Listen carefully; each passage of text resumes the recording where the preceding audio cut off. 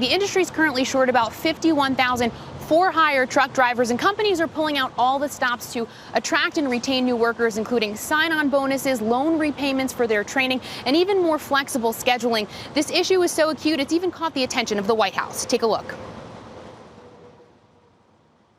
And here representing the American Trucking Associations.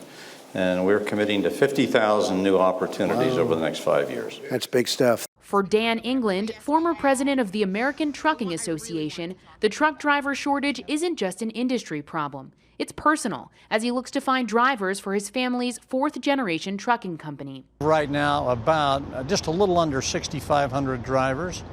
And gosh, if we had 500 more right now, we'd be very grateful.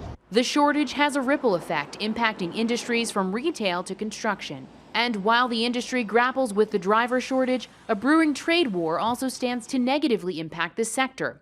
The ATA says NAFTA trade generates over $6.5 billion for U.S. trucking companies alone. Any interruption in that, anything in the dynamic or the relationship between the countries that would affect that is going to harm a lot of people. We'd like to see the status quo remain. Beyond that, NAFTA trade also directly employs about 31,000 U.S. drivers, so any disruption in that trade relationship obviously is a really big concern to companies all across the country. Guys, back over to you. Kate, let's talk quickly about some of the challenges in finding drivers, because the pay is actually pretty good. I mean, you listen to CNBC on the radio, you hear advertisements, $100,000 a year plus 25,000 signing bonus, etc. Why can't they find workers?